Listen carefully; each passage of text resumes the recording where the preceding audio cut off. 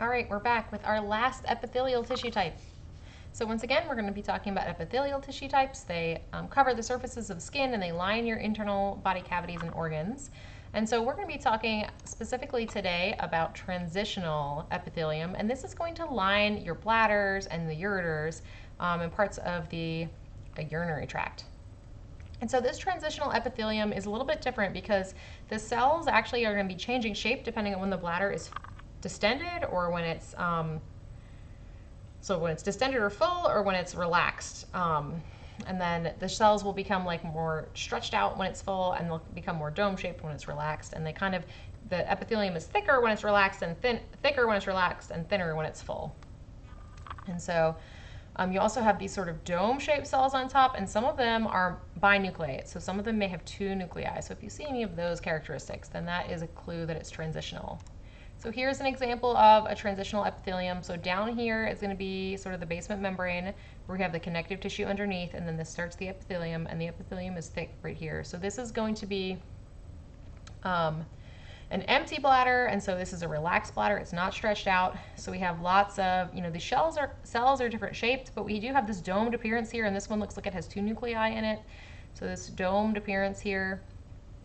It may look, some of the areas have this more stretched out depending on, which part of the fold of the bladder it is. Some of them are more stretched out and some of them are more domed, so we're kind of transitioning here. We have some that are thinner over here, and it comes to these more domed ones over here. So you can see that we have different sort of like transitional shapes. Some of them are thinner and some of them are more domed depending on where they are, and depending on the types of cells. We have flat umbrella cells, and then we have some dome-shaped umbrella cells. And then, as we said, we do have some binucleated cells, so cells with two nuclei. You can kind of see some of those over here. Another example of transitional epithelium where we see these domed umbrella cells. So these are nice and domed cells on top. So there's a really thick epithelium here. Once again, this is an empty bladder. It's very thick here, but we can see the top does not look like squamous, right? They're not flat like the stratified squamous cells.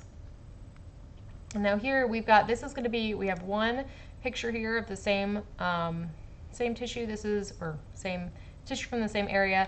This is the relaxed stage. This is transitional, the non-stretched transitional epithelium, where it has several layers of cells. You can see the top cells are kind of domed and they're wide. They don't look like they're squamous cells. They're pretty thick. And then we have the stretched out version, right? The extended transitional epithelium. It becomes thinner. The umbrella cells have stretched out and they become elongated and flattened over the top. And so this is like a thinner, stretched out version of the epithelium. So, and if we look back, I can show you that it's more stretched over here versus the relaxed, non-stretched one over here. So this one's a little bit, has more folds, whereas this one's more stretched. All right. Just remember, if you see a clue about this, that says something about this has been taken from the bladder or the ureter, then it's a good chance it'll be transitional epithelium. All right. Good luck.